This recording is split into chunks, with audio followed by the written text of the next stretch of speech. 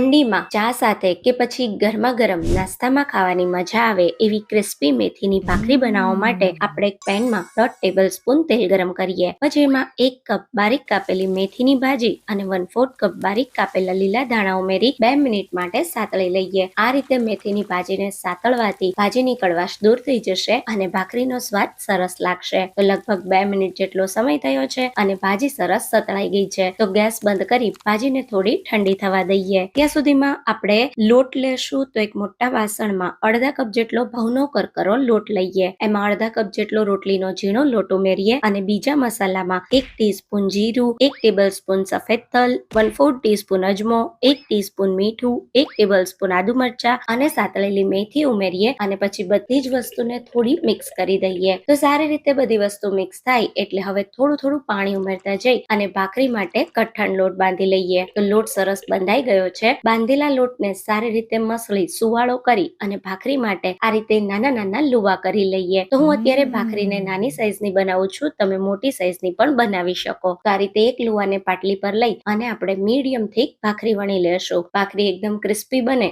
અને શેકતા સમયે બિલકુલ ફૂલે નહીં એના માટે આ રીતે કાપા કરી દઈએ. તો બધી જ ભાખરીઓ તૈયાર થઈ ગઈ છે. તો હવે તવા પર આપણે ભાખરીને શેકી લેશું. તો આ રીતે ભાખરીને એક બાજુથી ધીમા ગેસ પર 2 થી 3 મિનિટ માટે શેકાવા દઈએ. તો ભાખરી એક બાજુથી 2 મિનિટ જેવી શેકાય એટલે ભાખરીની સાઈડને પલટાવી અને બીજી બાજુ પણ સરસ ડિઝાઇન આવે ત્યાં સુધી 2-3 મિનિટ ભાખરીને શેકી લઈએ. તો બંને બાજુથી 4 થી 5 મિનિટમાં ભાખરીઓ સારી રીતે શેકાઈ ગઈ છે. તો જ્યારે ભાખરીઓ શેકાવા આવે ત્યારે ઉપરથી આ રીતે થોડું ઘી ઉમેરી ફરી ઘી સાથે ભાખરીને શેકી લેશું. તો આ રીતે ઘી સાથે ભાખરીને શેકવાથી ભાખરીનો સ્વાદ ખૂબ જ સરસ આવે છે. અને ભાખરી ધીમા ગેસ પર શેકો તો તમે ભાખરીને 4 થી 5 દિવસ સુધી સ્ટોર પણ કરી શકો છો. તો અહીંયા તમે જોઈ શકો છો આપણી બધી ભાખરીઓ સરસ શેકાઈને ક્રિસ્પી ગોલ્ડન બ્રાઉન થઈ ગઈ છે. તો એક પ્લેટમાં કાઢી લેશું. આ ભાખરીને તમે ચા સાથે ગરમા ગરમ ખાઈ શકો, ઠંડી થાય ત્યારે સફરમાં લઈ જઈ શકો અથવા તો તમે બાળકોને લંચ બોક્સમાં પણ આપી શકો છો. તો અહીંયા આપણી એકદમ ક્રિસ્પી અને ટેસ્ટી મેથી ભાખરી બિલકુલ બજાર જેવી તૈયાર થઈ ગઈ છે. એકવાર જરૂરથી ટ્રાય કરજો.